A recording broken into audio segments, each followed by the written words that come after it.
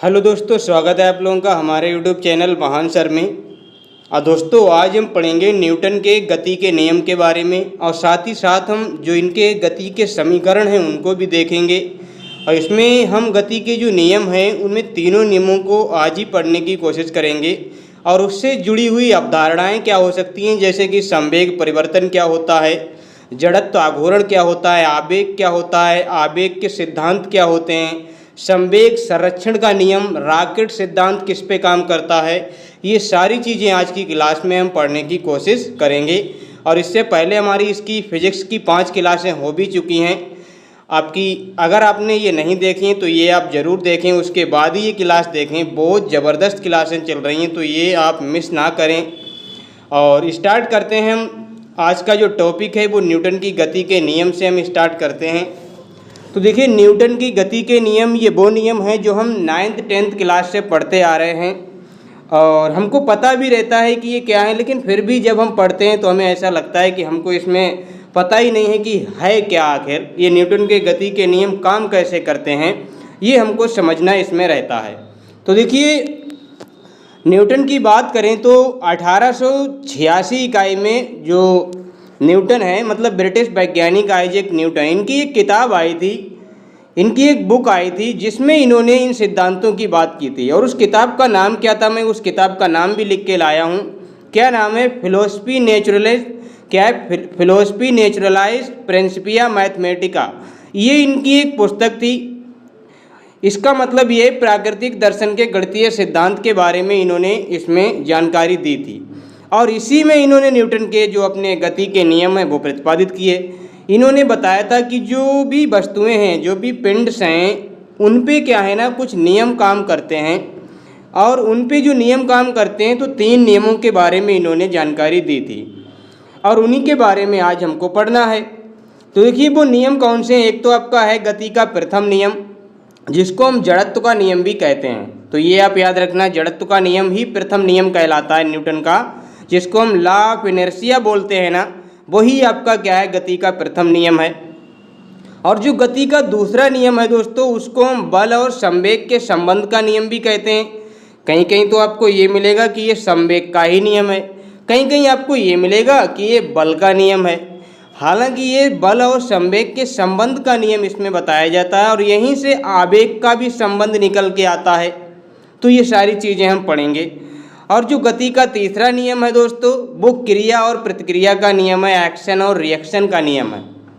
और ये वो नियम है जिससे हम संवेग संरक्षण के नियम को हम क्या है जानेंगे। और संवेग संरक्षण के नियम पर ही रॉकेट नौदिन का काम होता है।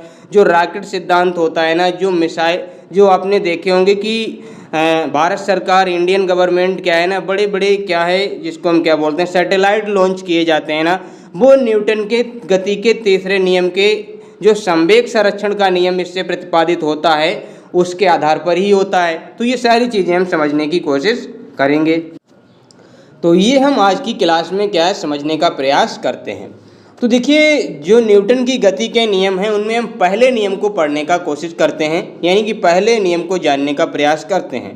तो देखिए, गति का जो प्रथम नियम है वो मैंने आपको बता ही दिया, ये जड़त्व का नियम है। अब इसको समझते हैं कि ये जड़त्व का नियम है, जड़त्व आखिर क्या होता है, तो ये तो समझना आपके लिए बहुत ज़रूरी है। सबसे पहले हम क्या समझते हैं, देखिए, गति का जो प्रथम नियम है ये क्या बोलता है कि यदि कोई वस्तु जिस अवस्था में है वो उस अवस्था में ही रहना पसंद करती है।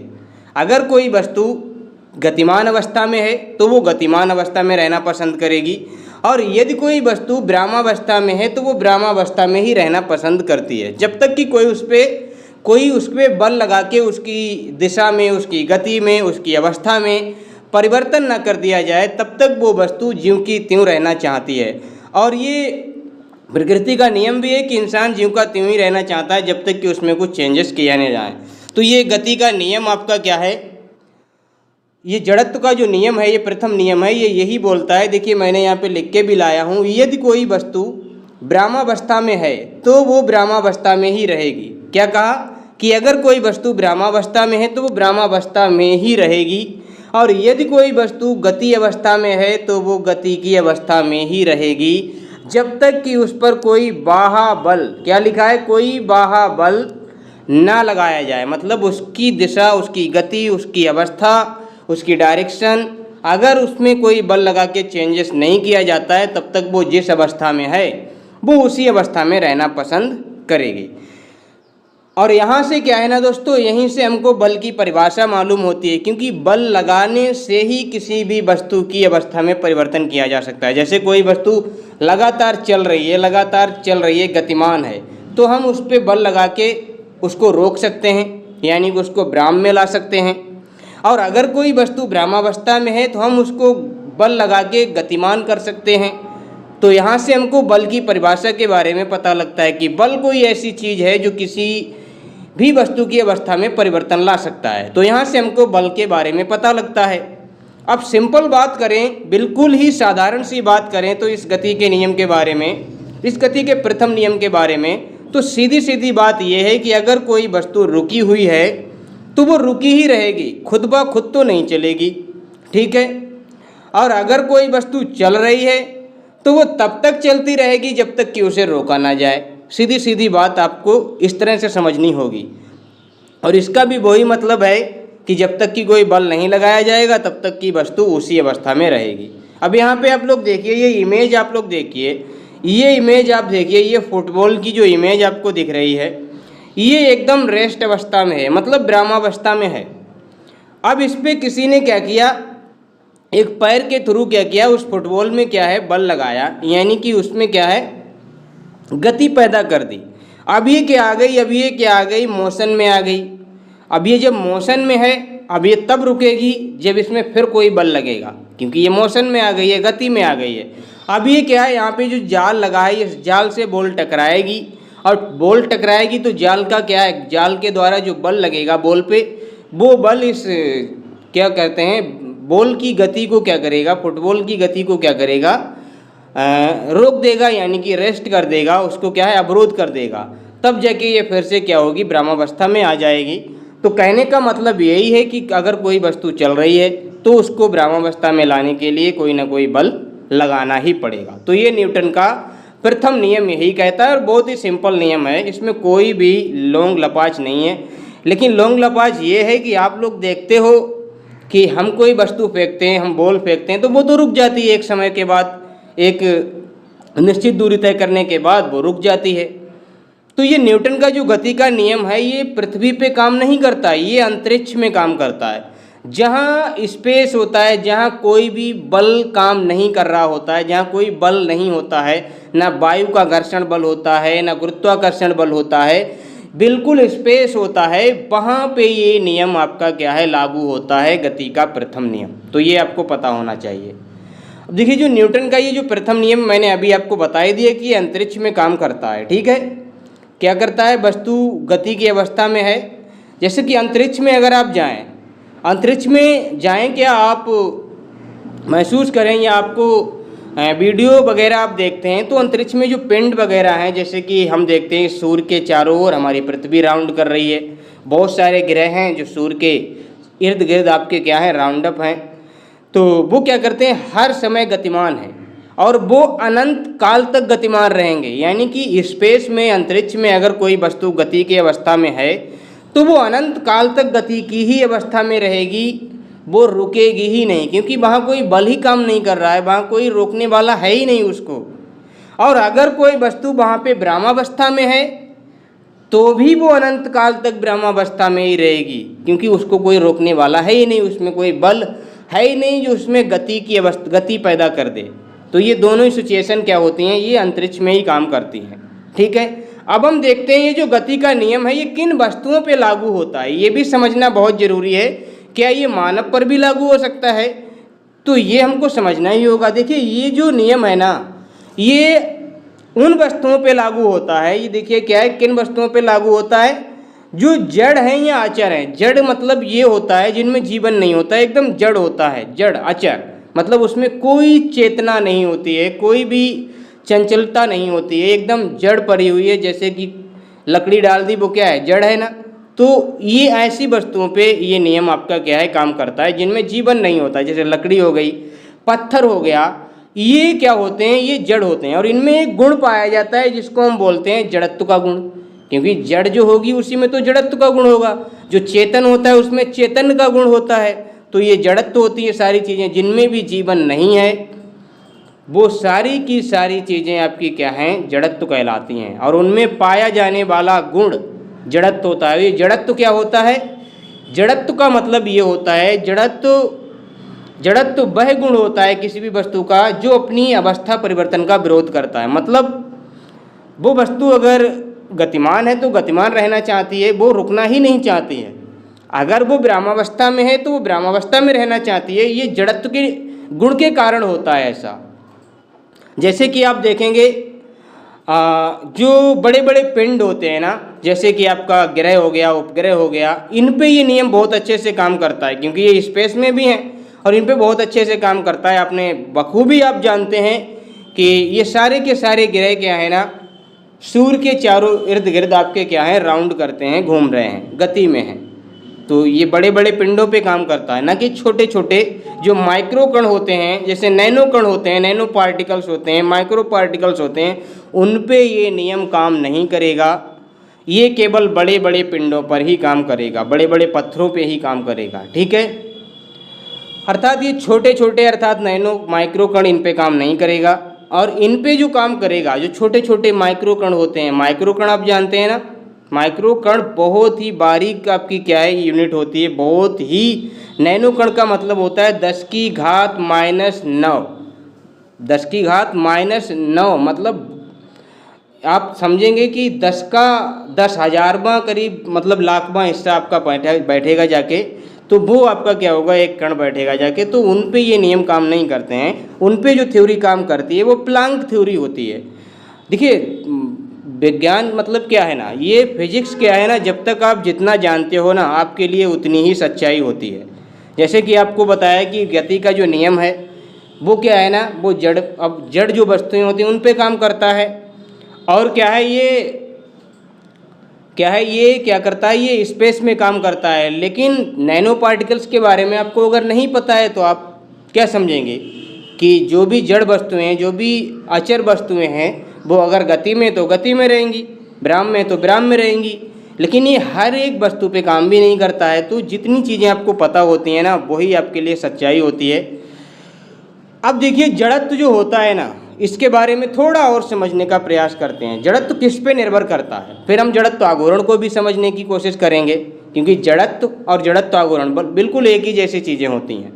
देखिए जड़त्व ये किस पे निर्भर करता है, जड़त्व निर्भर करता है किसी भी वस्तु में जो द्रव्यमान होता है, जो उसमें मास होता है ना, उसके ऊपर ये डिपेंड करता है। जितना ज़्यादा द्रव्यमान होगा, मतलब अगर कोई बहुत भारी भरकम वस्तु है तो आप उसको हिला के देखना, वो बिल्कुल नहीं हिलेगी। मतलब उसमें इतना ज़्यादा जड़त्व है कि वो आपके बल के द्वारा जो आप बल लगाओगे उसका बहुत ज़्यादा विरोध करेगी कि आप उसको नहीं हिला पाओगे।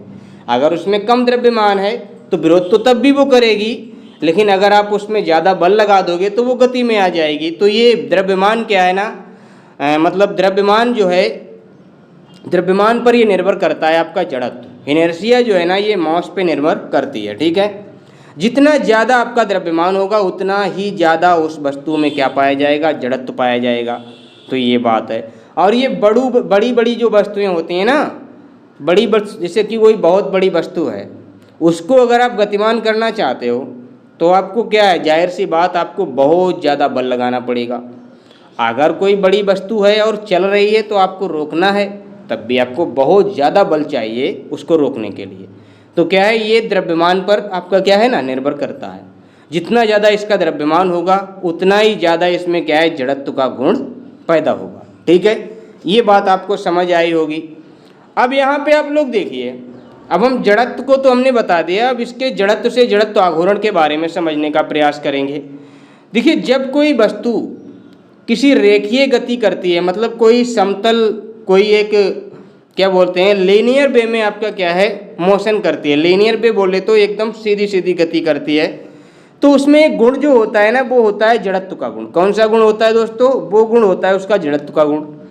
लेकिन अगर जब कोई वस्तु घूर्णन गति करती है, अपने अक्ष पे राउंड अप करती है, तब जो उसमें गुण पाया जाता है वो जड़त्व आघूर्ण का गुण पाया जाता है। तो दोनों ही बातें लगभग आपको समझ आ गई होंगी कि जड़त्व क्या होता है और जड़त्व आघूर्ण क्या होता है। अगर कोई वस्तु, जैसे ये आप इमेज देखिए, ये कोई एक वस्तु को ऐसे ऐसे क्या कर रहे हैं, राउंड अप कर रहे हैं। अब इस वस्तु में जो गुण पैदा होगा जड़त्व का ना, वो जड़त्व आघूर्ण होगा, क्योंकि ये घूर्णन गति करा रहे हैं, घूर्णन गति आपके क्या है, करा रहे हैं। तो जड़त्व आघूर्ण क्या होगा, इसमें क्या है, जड़त्व आघूर्ण का गुण होगा। जैसे ये मोहतरमा भी वही गति आपके क्या है, एक पिंड को लेके अपने ऊपर क्या है, रस्सी से बांध के घुमा रही हैं, तो ये इसमें भी आपका क्या होगा, जड़त्व का ही, जड़त्व आघूर्ण का गुण होगा। अब इस जड़त्व आघूर्ण से एक फार्मूला बन जाता है दोस्तों, इसमें दो चीज़ें काम करती हैं। देखिए जड़त्व की बात अगर करें, सिंपल अगर आप जड़त्व की बात करते हैं तो उसमें केवल और केवल आपका क्या है, द्रव्यमान का रोल होता है। ठीक है, केवल और केवल द्रव्यमान का रोल होता है। लेकिन अगर जड़त्व आघूर्ण की बात आ रही है, तो जैसे कि ये व्यक्ति एक बड़े से पिंड को एक रस्सी से बांधे हुए, मतलब कोई जैसे कि पत्थर एक बांध लिया आपने रस्सी से, और उस रस्सी से आपने क्या किया, छोटी सी रस्सी मान लिया 1 मीटर की है, आपने उस रस्सी को पकड़ के आपने गोल गोल आपने क्या किया, घुमाना स्टार्ट किया। तो अगर पत्थर आपका हल्का है, मान लिया आधे किले का पत्थर है, तो आप उसको आराम से घुमा लोगे, बिल्कुल ही घुमा लोगे, बहुत आसानी से आप क्या है, घुमा लोगे। अब अगर मैंने उसमें क्या किया, पत्थर को आधे किले की जगह पे मैंने 5 किलो का पत्थर बांध दिया, तब भी हो सकता है आप थोड़ा थोड़ा घुमा लो, लेकिन आपको बहुत ज़्यादा बल लगाना पड़ेगा, बहुत ज़्यादा आपको क्या है, मेहनत करनी पड़ेगी। अगर आपका 20 किलो का बांध दिया पत्थर, तो फिर आप ही समझो कि आपकी क्या हालत होगी। अगर आप घुमा भी ले जाते हो, मान ले घुमा दिया आपने, 20 किलो का आपने क्या है, घुमा दिया, अब आपसे कह रहे उसको रोको, तो फिर आप समझो कि आपकी क्या हालत होने वाली है। तो मतलब क्या है, जितनी ज़्यादा द्रव्यमान होगा उतना ही ज़्यादा क्या है, उसमें जड़त्व होगा। अब इसमें जड़त्व आघूर्ण है, तो इसमें क्या है, थोड़ा इसमें उसकी त्रिज्या भी काम करेगी। जैसे कि आप जिस रस्सी में पत्थर बांध के घुमा रहे हो ना, तो वो रस्सी का भी तो कुछ अपना मायने रखती है ना। जैसे कि आपने 1 मीटर की रस्सी में 1 किलो का पत्थर बांधा, आप आराम से घुमा लोगे। अब अगर मैंने आपसे कह दिया कि 10 मीटर रस्सी आप लाइए और उसमें पत्थर बांधिए, फिर वो 10 मीटर रस्सी का छोर पकड़िए और आप घुमाने का कोशिश कीजिए, आपसे वो पत्थर बिल्कुल टसमस नहीं होगा, क्योंकि 10 मीटर रस्सी ही आपसे नहीं घूमेगी, तो वो पत्थर कहाँ से घूमेगा। तो ये इस पर भी क्या है, आपका त्रिज्या पर भी निर्भर करता है। तो इसमें दो चीज़ें आती हैं, क्या जड़त्व आघूर्ण क्या है, द्रव्यमान पर निर्भर करता है, यानी द्रव्यमान के समानुपाती होता है। जितना ज़्यादा द्रव्यमान होगा उतना ही ज़्यादा जड़त्व आघूर्ण भी होगा। और जितना ज़्यादा उस रस्सी की वो जो त्रिज्या होती है, जिस पथ में आप घुमा रहे हो, वो अगर त्रिज्या आपकी बहुत ज़्यादा लंबी है ना, तो आपका जड़त्व आघूर्ण बहुत ज़्यादा होगा। ठीक है, तो इसमें एक फॉर्मूला निकल के आता है, I बराबर m गुणे आर स्क्वायर। अभी आर स्क्वायर क्यों है, ये त्रिज्या का स्क्वायर क्यों होता है। त्रिज्या का स्क्वायर इसलिए होता है कि जब आप इसको, जिससे आपके ये नापा जाता है, मतलब ये मेजरमेंट किया जाता है, तब उसमें थोड़ा थोड़ा जैसे रस्सी बढ़ाई जाती है और मापते हैं, तो उसमें वो उसके स्क्वायर के रूप में उसका क्या है ना, आघूर्ण बढ़ता है, जड़त्व आघूर्ण बढ़ता है। तो ये उसका क्या कर देते हैं, स्क्वायर कर देते हैं। तो जड़त्व आघूर्ण बराबर क्या होता है, द्रव्यमान गुणे आर स्क्वायर, यानी कि त्रिज्या का वर्ग। ठीक है, तो ये आपका हो गया जड़त्व आघूर्ण। अब ये जो जड़त्व है ना, जड़त्व भी मैंने आपको बता ही दिया, जड़त्व क्या होता है। जड़त्व मैंने आपको पहले ही बताया कि जड़त्व वह गुण है वस्तु का जो अपनी अवस्था में परिवर्तन का विरोध करता है।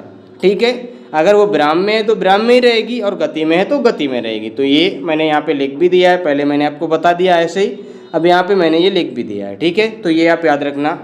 और आगे बढ़ते हैं, अब जड़त्व के हम कुछ उदाहरण देख लेते हैं कि जड़त्व के कारण आखिर ऐसा क्या होता है। देखिए जड़त्व के उदाहरण देखिए, जड़त्व उदाहरण, इनर्शिया एग्जाम्पल आप देखिए।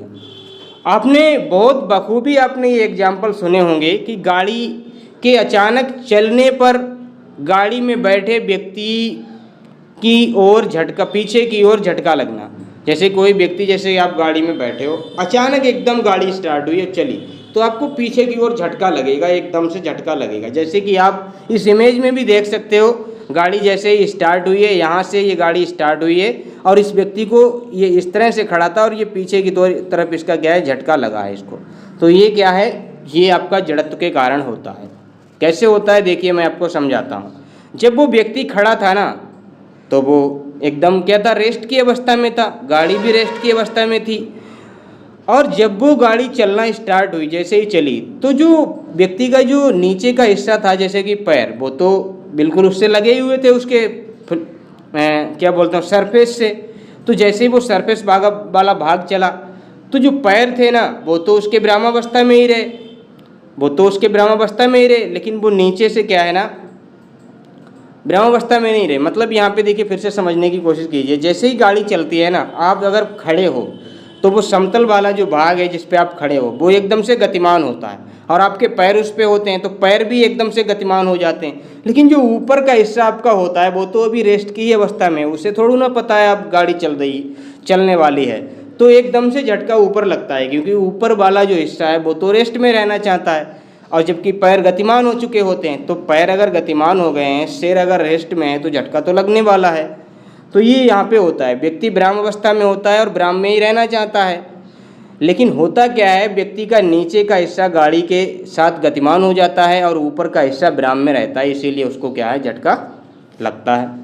अब इसी के उल्टे में आप देख लीजिए कि गाड़ी के अचानक रुकने पर भी आपको क्या लगेगा कि झटका लगेगा, लेकिन जब वो रुकेगी तो आप आगे की ओर झुकेंगे, एकदम से रुकेगी तो आप आगे की ओर झुकेंगे। और एक्सीडेंट भी इसी तरह से होते हैं, जब भी अचानक एकदम रुकती है तो आप आगे की तरफ निकल जाते हो। तो यहाँ पे देखिए जैसे कि ये कार आपकी आ रही है और इन्हें क्या है, यहाँ पे एक ये पिलर आपका खड़ा है, इस पिलर से टकराई तो क्या है गाड़ी रुकी। तो ये व्यक्ति जो यहाँ पे ड्राइविंग कर रहा था ये निकल के बाहर आ गया, आगे की तरफ गिरा जाके। तो ये सब क्या है, ये सब जड़त्व के कारण होता है, ठीक है। इसमें क्या है, व्यक्ति और गाड़ी दोनों गतिमान है, दोनों ही गतिमान है, लेकिन अचानक गाड़ी के रुकने पर गाड़ी तो ब्रह्म अवस्था में आ गई, लेकिन व्यक्ति तो गतिमान ही था, और जो गतिमान था तो वो आगे गिरेगा, आगे जाके गिरता है, ठीक है। अब देखिए एक और उदाहरण है, जैसे आपने सुना होगा कि कभी कभी कंबल वगैरह है, इनमें क्या है बहुत ज़्यादा गंध आ जाती है ना, तो हम उसको क्या करते हैं झाड़ते हैं, कभी डंडे से झाड़ते हैं या ऐसे ही पकड़ के उसको झाड़ देते हैं। तो जब भी हम झाड़ते हैं, मान लीजिए कि डंडे से कंबल झाड़ना या डंडे से पीटने पर धूल के कण क्या हैं बाहर आपके क्या है निकल जाते हैं। तो झाड़ने या डंडे से पीटने पर कंबल तो गतिमान हो जाता है, हाँ सर गतिमान हो जाता है, कंबल एकदम से गतिमान हो जाता है, लेकिन जो धूल के कण है ना वो तो ब्रह्म अवस्था में रहना चाहते हैं। अब कंबल गतिमान हो गया, धूल के कण ब्रह्म अवस्था में है, तो जो ब्रह्म अवस्था में है और जो गतिमान है उनमें क्या है एकदम से अलगाव हो जाएगा।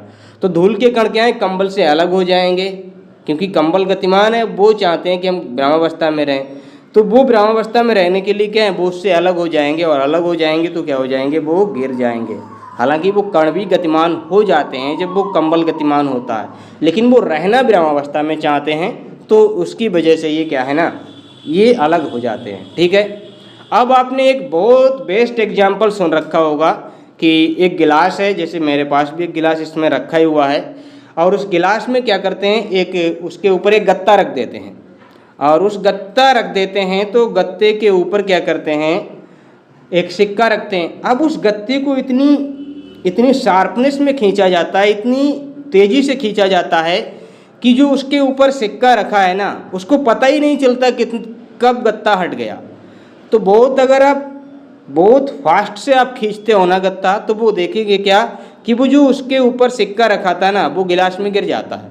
तो ये एग्जाम में पूछा जाता है ये क्यों होता है, तो ये जड़त्व के कारण होता है। आपको याद क्या रखना है, इस पूरे के पूरे नियम में आपको एक ही बात याद रखनी है, जड़त्व।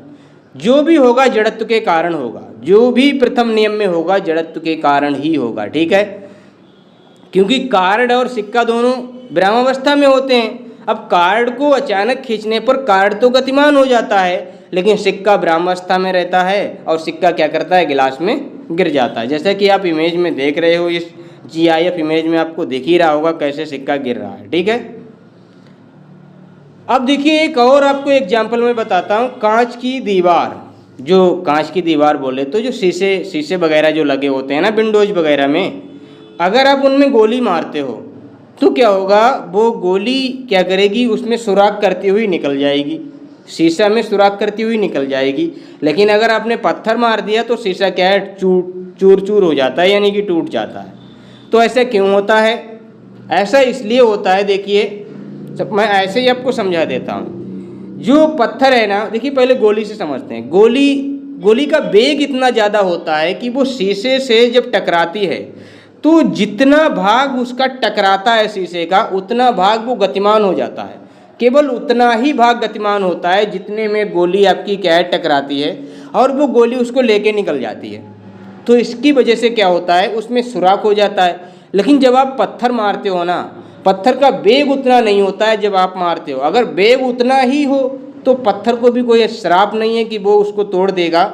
अगर वेग उतना ही हो जितना एक गोली का होता है तो पत्थर भी सुराख करता हुआ निकल जाएगा। ठीक है, तो पत्थर जब आप मारते हो उसका वेग उतना कम होता है, और जब वेग कम होता है तो वो जितने भाग से टकराता है ना, तो वो भाग उतना गतिमान नहीं हो पाता है। और जब वो गतिमान नहीं हो पाता है तो आसपास का जो एरिया है ना, आसपास के एरिया में भी उसकी क्या है, धमक लग जाती है। और जब वो धमक लगती है तो वो शीशा क्या होता है ना, टूट जाता है। तो ये होता है अगर आप गोली मारते हो और पत्थर मारते हो तब। ठीक है, क्योंकि पत्थर का वेग क्या होता है, बहुत कम होता है, और जब वो टकराता है तो कांच का शेष भाग भी गतिमान हो जाता है इधर उधर का, और शीशा टूट हो जाता है। लेकिन जब गोली आप मारते हो तो वही भाग गतिमान होता है जहाँ पे गोली लगती है। ठीक है, तो ये आप याद रखना। जैसे कि आपको यहाँ पे इमेज में दिख रहा होगा, ये यहाँ पे एक सुराख है, इसमें सिर्फ सुराख हुआ है और यहाँ पे देखिए पूरा शीशा आपका क्या है, टूटा पड़ा है। ठीक है, अब आपने एक और एग्जाम्पल सुन रखा होगा। मुझे जितने भी एग्जाम्पल मिले मैं लेके ही आ गया, क्योंकि कहीं से भी कुछ भी हो जाता है। जैसे कि पैर में आपने सुना होगा, सांप अगर आपके लिपट जाए तो पैर को क्या करते हैं, जोर से झटका मारते हैं ताकि वो सांप निकल के दूर गिरे जाके। यही तो करते हैं ना, पैर में अगर सांप लिपट जाता है तो ऐसा क्यों होता है, ये भी जड़त्व के कारण होता है।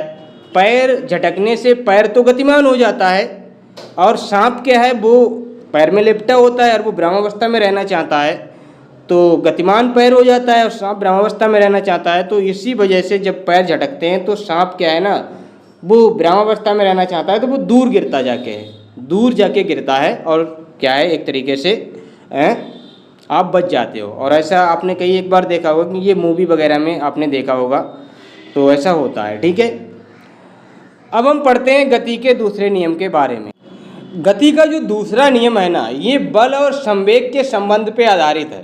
किस पे आधारित है, बल और संवेग का संबंध।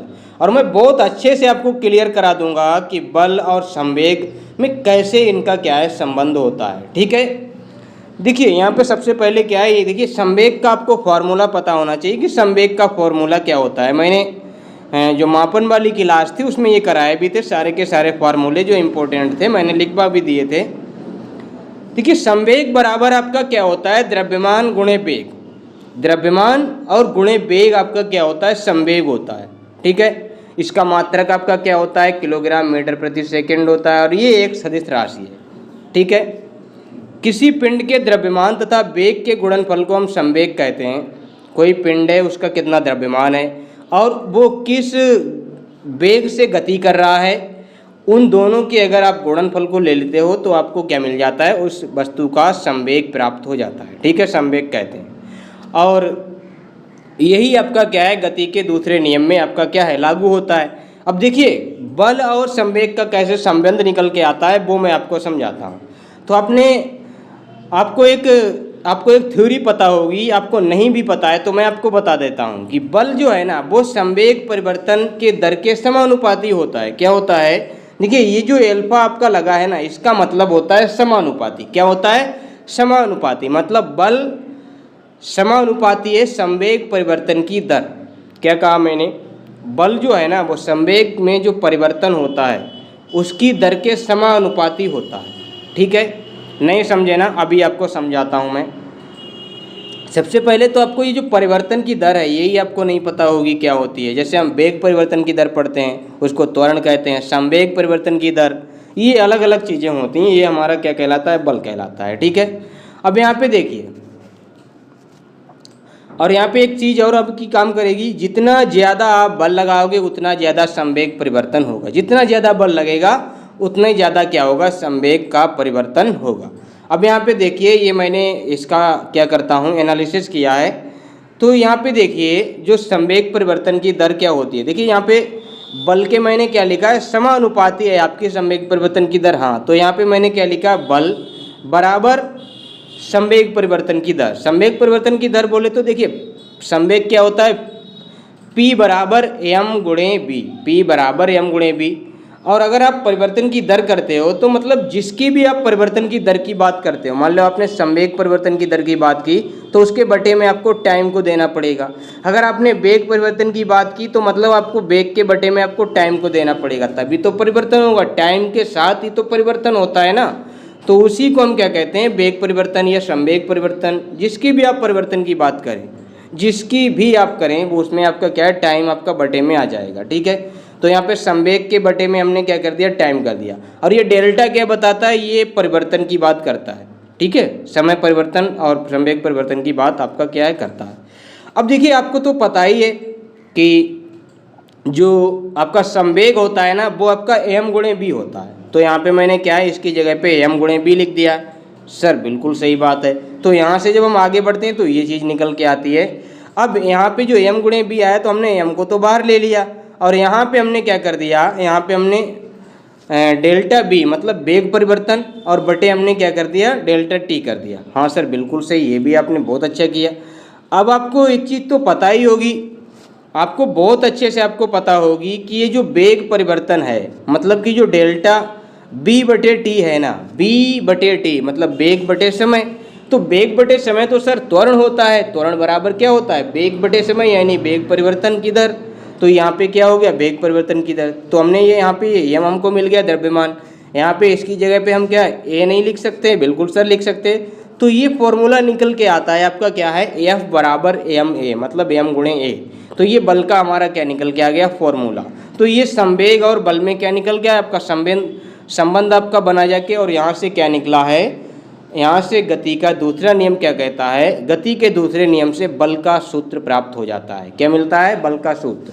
तो बल बराबर द्रव्यमान गुणे त्वरण आपका क्या हो जाता है, ये आपका बल का सूत्र आपका क्या है, हो जाता है। ठीक है, और बल आपका क्या है, ये संवेग परिवर्तन की दर है। क्या है, संवेग परिवर्तन की दर। क्योंकि संवेग में क्या होता है, द्रव्यमान गुणे वेग होता है। और यहाँ पे क्या है, द्रव्यमान गुणे त्वरण। त्वरण क्यों हो जाता है, क्योंकि वेग के भी बटे में समय आ गया है, इसीलिए ये त्वरण आपका बन जाता है। तो किसी वस्तु में संवेग परिवर्तन क्या है, वस्तु पर लगाए गए बल के समानुपाती और बल की दिशा में होता है। संवेग परिवर्तन क्या होता है, किसी भी वस्तु पे आप अगर बल लगाते हो तो बल के समानुपाती मतलब जितना आप बल लगाओगे उतना ही आपका क्या है, संवेग परिवर्तन होगा। और संवेग परिवर्तन भी बल की दिशा में ही होगा, जिधर आप बल लगाओगे उसी तरफ आपका क्या है, संवेग परिवर्तन होगा। ऐसा भी नहीं कि विपरीत दिशा में हो जाए। ठीक है, तो ये आपको समझ आया होगा। अब यहाँ से हम और चीज़ों को समझने की कोशिश करते हैं। यहाँ पे हम आवेग को भी समझने की कोशिश करेंगे। और आवेग भी आपका क्या है, एक बल होता है, एक प्रभावी बल होता है आवेग भी। ठीक है, देखिए यहाँ पे जो आपका ये फॉर्मूला निकल के आया, एफ बराबर एम गुणे ए यानी कि बल बराबर द्रव्यमान गुणे त्वरण।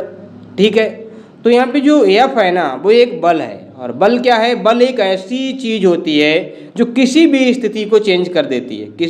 मतलब वस्तु की किसी भी स्थिति को चेंज करने का जो पावर है ना, वो बल में होता है।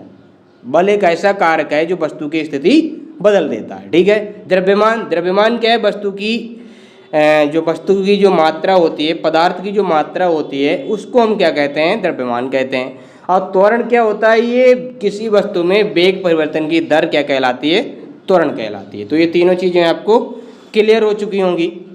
अब हम आपको आवेग के बारे में समझाते हैं। देखिए आवेग क्या होता है, इसका हम पूरा रिलेशन समझेंगे। आवेग एक प्रकार का बल है। यहाँ पे मैंने लिखा नहीं है कि ये एक प्रकार का बल है, लेकिन ये एक बल है। ठीक है, एक प्रभावी बल है। और ये क्या बल है, मैं आपको वही समझाने वाला हूँ। देखिए जब कोई बल, देखिए आवेग क्या होता है, आवेग की परिभाषा को समझने का प्रयास कीजिए। क्या है, जब कोई बल किसी वस्तु पर थोड़े समय के लिए काम करता है, कोई भी वस्तु है उस पर कोई बल लगता है और थोड़े समय के लिए काम करता है, तो बल तथा जो थोड़े समय के लिए काम किया मतलब समय अंतराल आया ना, बल लगा और थोड़े समय के लिए काम किया, फिर आपका क्या छोड़ दिया। तो जो बल लगा और उसमें जो समय अंतराल आया मतलब थोड़े समय के लिए जो काम किया, तो उसके गुणनफल को हम क्या कहते हैं, आवेग कहते हैं। मतलब बल गुणे समय अंतराल, बल गुणे डेल्टा टी, बल गुणे डेल्टा टी। डेल्टा टी बोले तो समय का अंतराल होता है डेल्टा टी। तो जब भी ये होता है ना, तो इसको हम क्या कहते हैं, इसी को हम क्या बोलते हैं, आवेग बोलते हैं।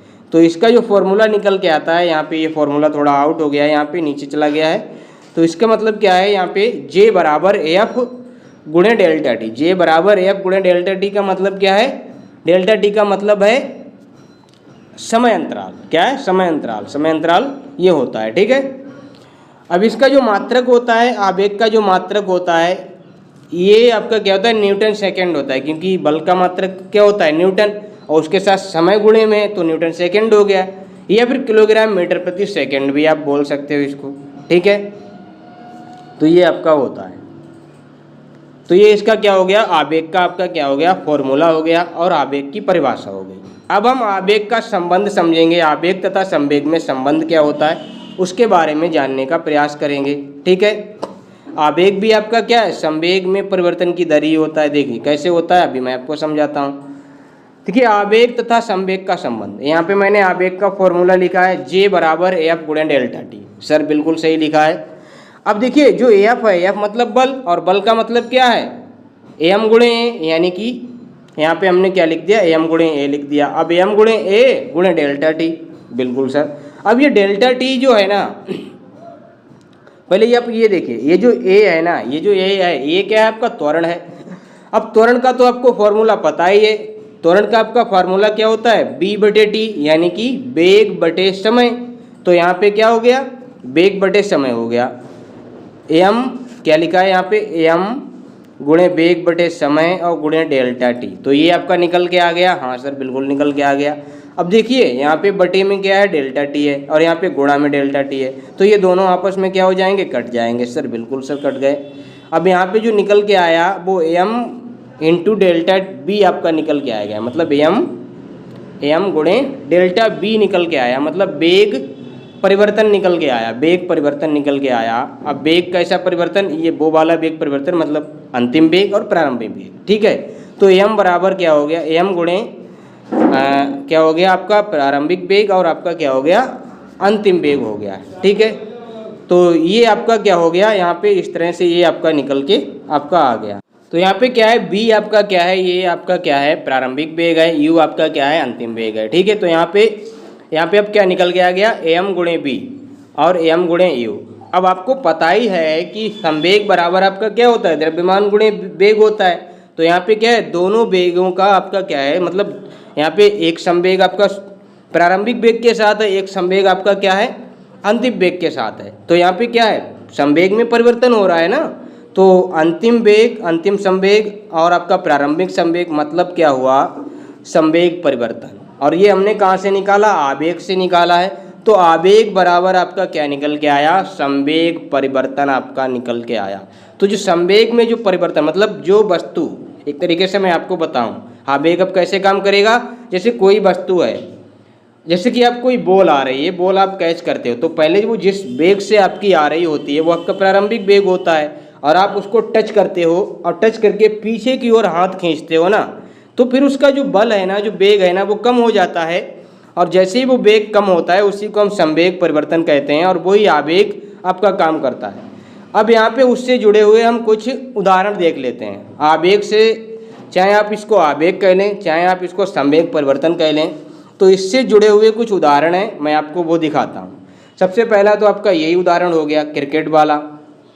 क्या हो गया कि क्रिकेट में जब कैच पकड़ते हैं तो हाथ को पीछे क्यों खींचते हैं? हाथ को पीछे खींचते हैं ना, तो ये वो वाला उदाहरण हो गया। ऐसा क्यों होता है? देखिए सबसे पहले तो मैं ऐसे ही आपको बता देता हूँ ऐसा क्यों होता है। जब बॉल आ रही होती है तो बॉल का क्या है ना, वो एक वेग से आ रही होती है, और जब आप उसको कैच ऐसे ही आप करोगे ना तो आपको बहुत चोट लगेगी। लेकिन आपको अगर उसका आइडिया है कैच पकड़ने को, तो आपको बिल्कुल भी चोट नहीं लगेगी और कैच भी आपका नहीं छूटेगा। तो खिलाड़ी क्या करता है, वो जो बॉल आ रही होती है तो उसको ऊपर से आपका क्या है, हाथ आगे की तरफ बढ़ाता है और एकदम उसको टच करता है, और टच करके पीछे की ओर खींच के ले जाता है। मतलब जब वो बॉल आपके हाथ से टकराई तो उसका एक अपना बल था, उसका एक अपना वेग था, और वेग टकराने के बाद क्या हुआ, उसके वेग में क्या हुआ, परिवर्तन आया, वेग कम हुआ, और वो उसने पीछे की ओर खींचा। क्यों कम हुआ? क्योंकि जब आपने टच किया और टच करने के बाद जब आपने उसको अंतिम रूप से पकड़ा, तब तक क्या हो गया, समय में अंतर आ गया, मतलब समय अंतराल हो गया, समय अंतराल आ गया। और जैसे ही वो समय अंतराल आया तो आपको क्या है, वो चोट आपकी क्या है, कम हुई, और आवेग का जो प्रभाव हुआ वो कम हुआ, समय अंतराल बढ़ा और चोट नहीं लगी आपको। तो ये आपका होता है। अब ये आपके बहुत सारे ऐसे उदाहरण हैं, जैसे गद्देदार डिब्बों में नाजुक वस्तुएं आती हैं। आपने देखा होगा बहुत सारी ऐसी नाजुक वस्तुएं, शीशा आप लाइए जाके, तो वो आपको क्या है, कुछ ऐसी पैकिंग में आपको देते हैं ना, आसपास उसके इधर इर्द गिर्द आपका क्या है, कुछ ऐसी गद्देदार चीज़ें आपको लगा के देते हैं, तो ताकि वो टूटे फूटे ना पैकिंग में, ठीक है।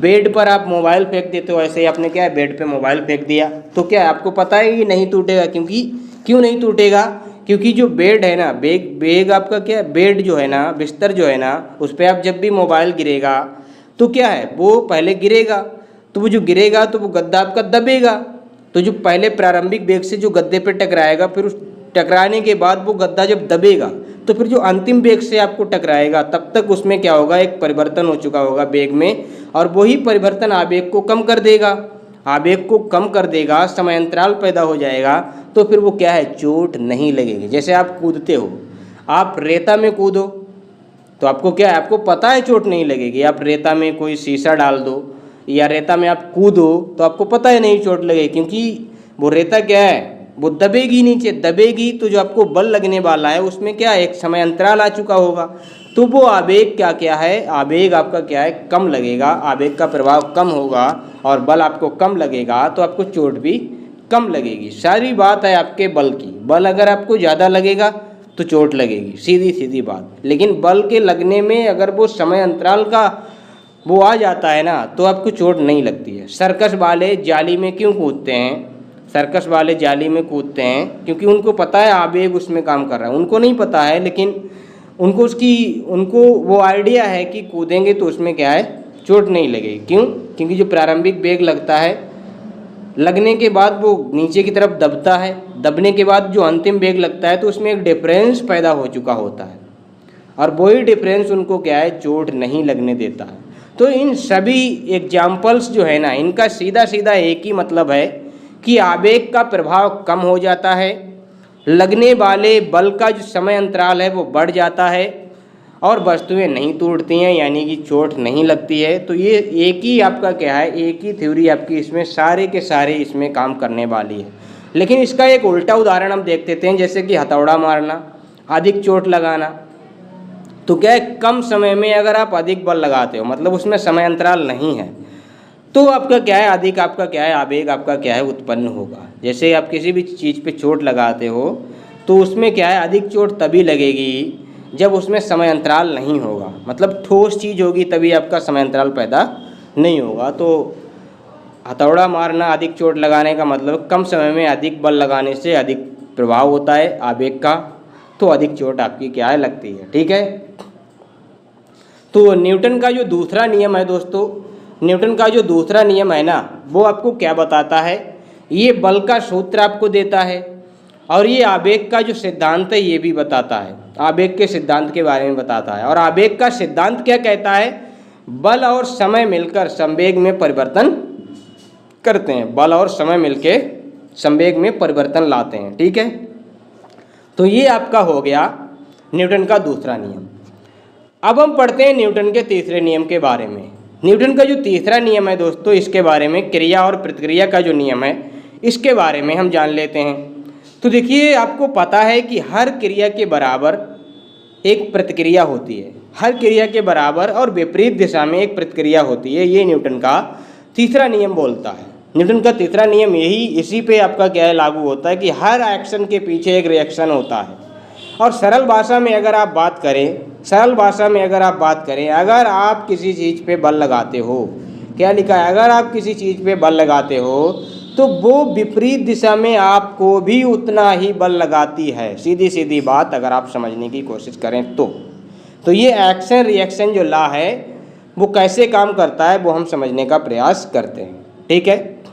देखिए, जो क्रिया प्रतिक्रिया बल है ना, ये हमेशा जोड़े में काम करेगा। जोड़े बोले तो दो वस्तुओं पे काम करेगा, ऐसा नहीं एक ही वस्तु पे काम कर जाए, नहीं करेगा, और बराबर काम करेगा। एक वस्तु पे अगर आपने बल लगाया तो उतना ही बल आपको लगेगा, उतना ही दूसरी वस्तु पे बल लगेगा। जैसे आप किसी को अगर आप थप्पड़ मारते हैं तो उसको तो चोट लगती ही है, लेकिन आपके हाथ में भी आपको क्या है, उतनी ही चोट लगती है। लेकिन फ़र्क ये होता है, आप जब थप्पड़ मारते हो तो आपका क्या है ना, आपका दिमाग उस चोट को बर्दाश्त करने के लिए तैयार रहता है, जबकि जिसको आप मारते हो उसका जो चोट बर्दाश्त करने की वो है ना, वो उसमें उस स्थिति में नहीं होता है। ठीक है, तो इसीलिए चोट तो बराबर ही लगती है और विपरीत दिशा में लगती है। आपने उसको मारी तो आपको उल्टी लगेगी।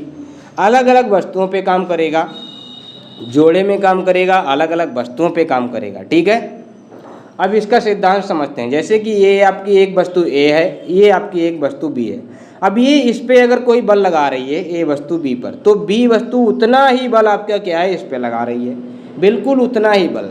क्या है देखिए यहाँ पे एफ ए बी बराबर माइनस एफ बी है। क्या है यहाँ पे बल जो है ए द्वारा बी वस्तु पर लगाया गया बल ये दर्शा रहा है। यहाँ पे उतना ही बल विपरीत दिशा में माइनस लगा है, इसका मतलब विपरीत दिशा में बी द्वारा ए पर लगाया गया है। ठीक है, तो यहाँ से हम फार्मूला को बनाएंगे। अभी देखिए, अभी एक इससे जुड़ा हुआ एक और टर्म है, वो भी मैं आपको समझा देता हूँ। अब ये आपकी एक वस्तु है, ये आपकी क्या है, एक वस्तु है। अब इस पे देखिए दो बल लग रहे हैं, एक तो आपका बल F2 इधर लग रहा है, एक आपका F1 इधर लग रहा है। तो ठीक है, ये दोनों ही बल आपके लग रहे हैं एक ही वस्तु पे। अब ये इधर को लगेगा बल, ये इधर को बल लगेगा, तो ये वस्तु ऐसे ऐसे क्या हो जाएगी, राउंड कर जाएगी, घूम जाएगी। अब इसे हम क्या कहेंगे, बल आघूर्ण कहेंगे। क्या कहेंगे, बल युग्म। बल युग्म का मतलब होता है एक ही वस्तु पर दो बल काम करें। तो एक ही वस्तु पर अगर दो बल काम करते हैं तो इसको हम क्या कहेंगे, बल आघूर्ण कहेंगे। ठीक है, लेकिन अलग अलग वस्तुओं पे दो बल काम करेंगे, विपरीत दिशा में काम करेंगे, वो आपका एक्शन रिएक्शन में आएगा। ठीक है, तो ये एक अलग फॉर्मूला हो जाता है, अलग ही आपका क्या है, परिभाषा हो जाती है बल आघूर्ण की। ठीक है, अब यहाँ पे इसके उदाहरण देखिए। सबसे पहले यहाँ से समझने की कोशिश कीजिए क्रिया प्रतिक्रिया के बारे में। यहाँ पे मैं आगे आपको इसका वो भी समझाऊंगा, इसका सिद्धांत आपको संवेग संरक्षण वाला भी मैं आपको समझाऊंगा। लेकिन पहले आप ये एग्जाम्पल देख लिए कि क्रिया प्रतिक्रिया का नियम क्या है। तो देखिए, बंदूक जब आप चलाते हो, आपने देखा होगा बंदूक चलाने वाले कि पीछे की ओर झटका लगता है। तो जो भी बंदूक चलाता है उसको पीछे की ओर झटका लगता ही लगता है। तो गोली क्या है, आगे की ओर जाती है और बंदूक पीछे की ओर झटकती है। ये आप देख सकते हो, इमेजेस में भी आप देख रहे हो कैसे इनको झटका लग रहा है। तो मैंने ये दो इमेजें आप लगा के रखी हैं, देखिए ये और ये देखिए इनकी क्या हालत हो गई। बंदूक इन्होंने चलाई तो ये पीछे जाके गिरी जाके हैं। ठीक है, यहाँ पे देखिए पानी में तैरना, हाथ पैर मारना, क्योंकि अब जब भी पानी में आप तैरते हो ना तो आप हाथ और पैरों को चलाते हो। क्यों चलाते हो, क्योंकि हाथ पैरों से आप जो बल है ना वो पानी पे लगाते हो, और उतना ही बल आपको पानी लगाता है विपरीत दिशा में, तभी आप क्या है, आगे की ओर बढ़ जाते हो और आप तैरना, आपका बॉडी क्या है, तैरने लगता है, शरीर आगे की ओर बढ़ता है। ठीक है, पानी आपको आगे की ओर ढकेलता है। तो ये आपका क्या होता है, तैरने का नियम आपका इसमें काम करता है। जैसे यहाँ पे आपको क्या है, ये आपका क्या है, इसमें क्या है, एक्शन आप पीछे की तरफ करोगे और रिएक्शन आपको आगे की तरफ मिलेगा। मतलब आप पीछे की ओर हाथ मारोगे पानी में पीछे की तरफ, और आपको उसका रिएक्शन फोर्स आपको आगे की तरफ आपको तैरने में हेल्प करेगा। ठीक है, अब यहाँ पे देखिए, जैसे आपने सुना होगा नाव चलाने वाला, वो नाव को खेते हैं ना, तो वो चप्पू आपके चलाते हैं ना, उनको देखिए, चप्पू चलाने पर नाव आगे बढ़ती है। तो चप्पू का जो क्रिया बल है ना वो जल पर लगता है, और जल का जो प्रतिक्रिया बल है ना वो आपका क्या है, नाव पर काम करता है। ठीक है, तो जल का प्रतिक्रिया बल नाव पर लगता है। ठीक है, और नाव आपकी क्या है, आगे बढ़ने लगती है। अब एक और आपने सिद्धांत सुना होगा, नाव से कूदते समय, जब आप नाव से कूदते हो ना, कूदते वक्त नाव पीछे की ओर खिसक जाती है जब भी आप कूदते हो। तो इसमें क्या है, देखिए यहाँ पे आपको दिख भी रहा होगा, ये व्यक्ति नाव से कूद रहा है तो नाव पीछे की ओर भाग रही है, तो ये आपको दिख भी रहा है। देखिए कूदते वक्त क्या होता है, कूदते वक्त व्यक्ति नाव पर एक बल लगाता है, क्योंकि जब आप जहाँ से कूदोगे वहाँ से बल तो लगाओगे ही लगाओगे, तभी तो आप कूद पाओगे। और जब आप बल लगाओगे और आप कूदोगे तो नाव भी आपको क्या है, विपरीत दिशा में एक बल लगाती है, तभी तो आप कूद पाते हो। अगर नाव आपको बल नहीं लगाएगी तो आप कूद ही नहीं पाओगे। तो इसीलिए नाव क्या है, पीछे की ओर चली जाती है। ठीक है, तो ये आपके क्या हैं, एग्जाम्पल्स हैं। अब मैं आपको ये जो तीसरा नियम है ना, इस तीसरे नियम से आपको क्या निकल के आता है, संवेग संरक्षण का नियम निकल के आता है। संवेग संरक्षण, हालांकि संवेग को हमने दूसरे नियम से समझा, लेकिन संवेग संरक्षण का जो नियम है ना वो तीसरे नियम से आता है। कैसे आता है इसको समझाता हूँ। देखिए, कोई दो वस्तुएं, एक बल आपका F1 लग रहा है, उसकी विपरीत दिशा में F2 लग रहा है, ठीक है, समझ गए।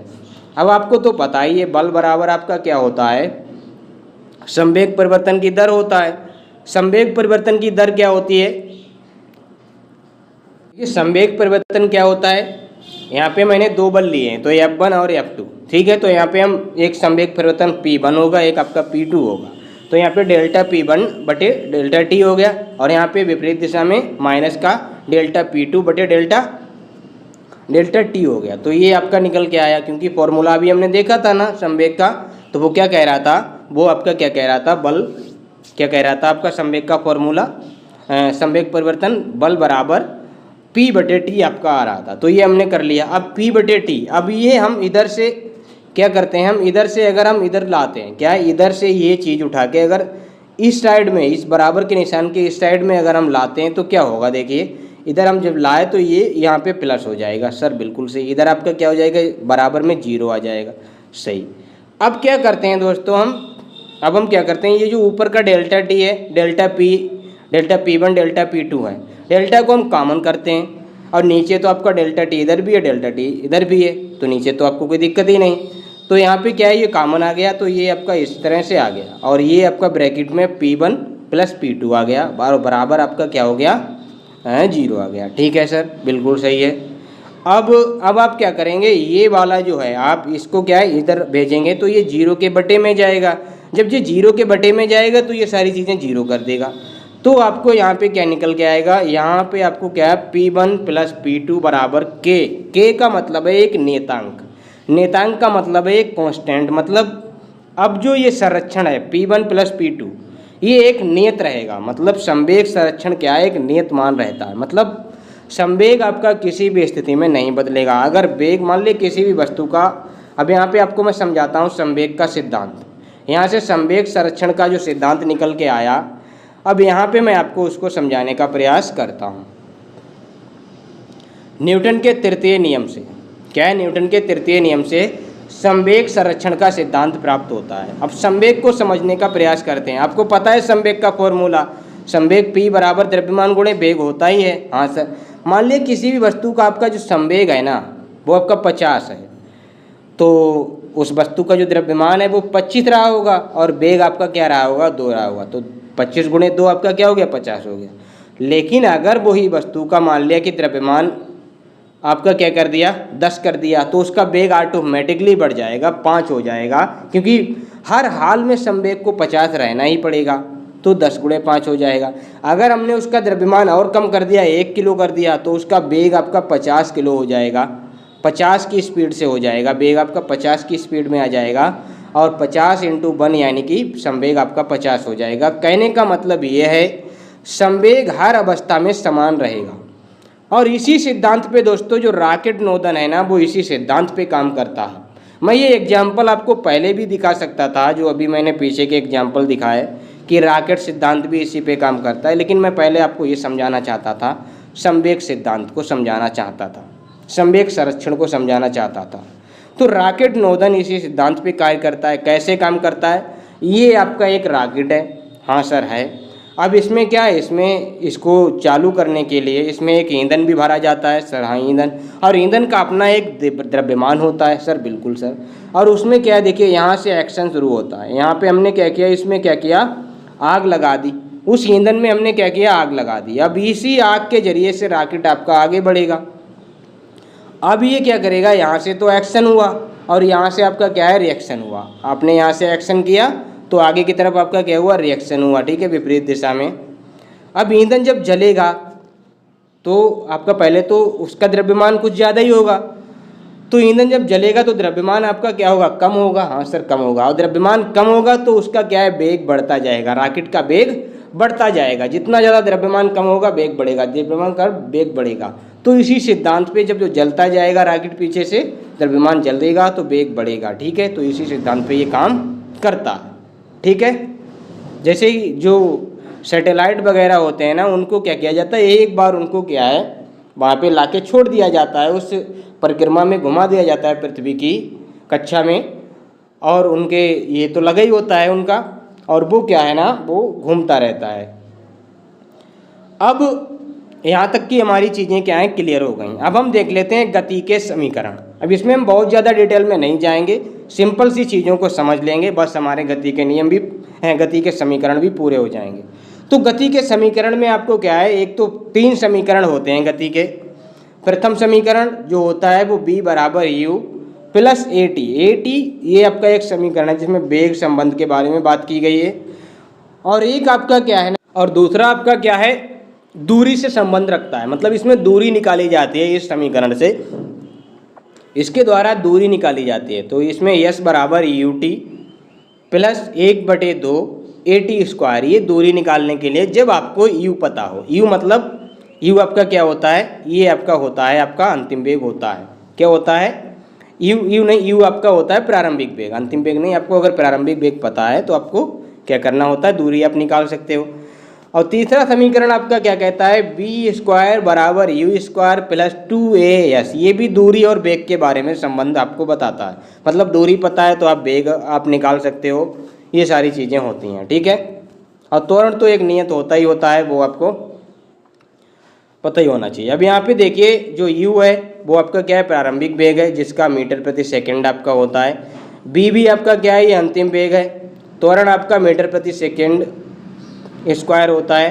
t आपका समय इसका सेकंड में। दूरी आपकी क्या है, ये एक ऐसी दूरी होती है जो चली गई होती है, ये मीटर में होती है, ठीक है।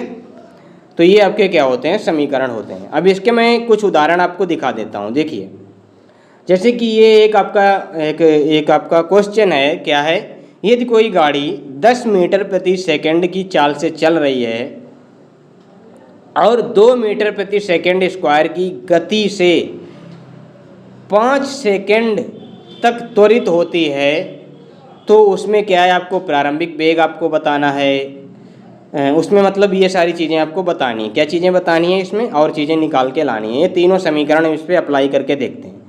तो यहाँ पे जो आपको प्रारंभिक वेग है u, वो आपको पता ही है। आपको यहाँ पे जो आपको त्वरण है ना, वो भी आपको पता है, गति कर रहा है 2 मीटर प्रति सेकंड स्क्वायर की गति से, मतलब त्वरण उसमें लग रहा है, ठीक है। और जो समय है वो आपको क्या है, 5 सेकंड आपका दिया हुआ है।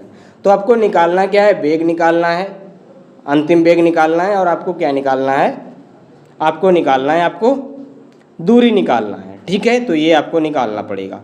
तो जैसे हम यहाँ से देखते हैं पहले फार्मूले से, तो यहाँ पे हम क्या करते हैं, देखिए हमको b1 मतलब b निकालना है, जो आपका क्या है अंतिम वेग है, उसको निकालना है। तो हमको u पता है सर, हाँ 10, प्लस हमको सूत्र भी पता है उसका, तो प्लस 80। तो यहाँ पे हमने 10 लिखा, और यहाँ पे त्वरण लिखा, और यहाँ पे हमने t समय को लिखा।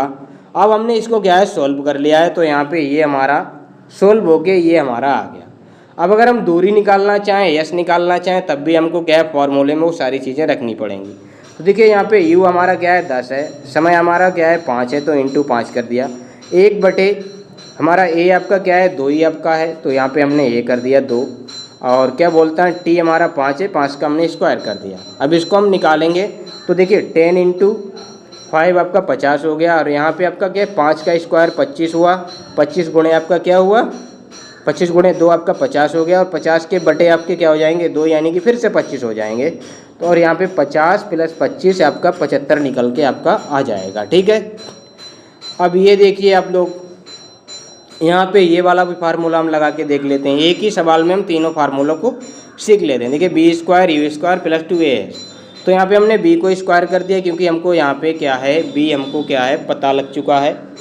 यहाँ पे हमको क्या है b हमको यहाँ पे क्या है, देखिए b यहाँ पे v², b हमको निकालना है, b तो हमको निकालना है, यहाँ पे b हमको निकालना है। तो u² हमको पता है 10 है, 10 स्क्वायर कर देंगे।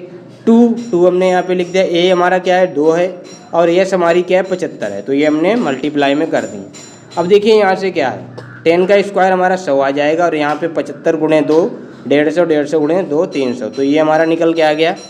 अब यहाँ पे हमारा क्या 100 + 300 यानी 400, 400 का यहाँ पे b² है, तो यहाँ पे हमने 20 का स्क्वायर कर दिया, और 20 का स्क्वायर किया तो हमने क्या किया, यहाँ पे स्क्वायर ये काट दिया, यहाँ पे b का स्क्वायर काट दिया, तो हमें b बराबर हमको क्या निकल के आया 20 मीटर प्रति सेकेंड हमारा क्या है वेग निकल के आया, जो हमारा यहाँ भी निकल के आया था। तो ये हमने इसमें क्या है सीख लिया। तो ये हमारे गति के तीनों समीकरण थे, ठीक है। तो ये हमारी क्या है अब हमारी भारतीय संपूर्ण इतिहास की ये क्लास हैं, ये भी आप देख सकते हैं। इसकी मैराथन भी बनी हुई हैं, ये भी आप देख सकते हैं। बहुत अच्छे से मैंने बनाई है सारी की सारी मैराथन आधुनिक इतिहास की, बहुत ज़बरदस्त क्लास हैं। तो ये आप ज़रूर देखें जाके। भूगोल की भी हो चुकी हैं, मैराथन है, सारी क्लासों की मैराथन क्लासें भी आपको मिल जाएंगी, ठीक है। तो ये चीज़ें आप ज़रूर देखें जाके। और अगर आपको इसकी PDF बाय करनी है तो ये मात्र 200 रुपये में आपको 5 PDF मिल रही हैं। हालांकि ये 500 रुपये की PDFs हैं, लेकिन अगर आप कंप्लीटली आप ख़रीदना चाहते हो, पाँचों आप लेना चाहते हो, तो मात्र आपको 200 रुपये की मिल जाएंगी। जिसमें आपकी हिस्ट्री है, इंडियन हिस्ट्री, इंडियन पॉलिटी, जियो यानी कि इंडियन और वर्ल्ड ज्योग्राफी, इकोनॉमिक्स और बायोलॉजी की भी आपको इसमें साथ में मिल रही है। वैसे अगर आप एक PDF लोगे तो आपको 59 की पड़ेगी, लेकिन अगर आप पाँचों लेते हो तो आपको मात्र और मात्र 200 रुपये की। और ऐसी PDF आपको पूरे यूट्यूब पे कहीं भी नहीं मिलेंगी। आप कॉल या व्हाट्सएप से हम पे संपर्क कर सकते हो यहाँ पे इस नंबर से। तो मिलते हैं दोस्तों अगली क्लास में। और अगली क्लास में जाने से पहले मैं आपको बताता हूँ कि ये हमारा क्या है, टेलीग्राम चैनल है ये महान सर के नाम से। तो इसको आप क्या कर लें, ज्वाइन कर लें। इस पर क्लास की आपको क्या मिलती है, PDF मिल जाती है। और हमारे चैनल को तो सब्सक्राइब कर ही लें। फिर हम मिलते हैं नेक्स्ट क्लास में, तब तक के लिए धन्यवाद।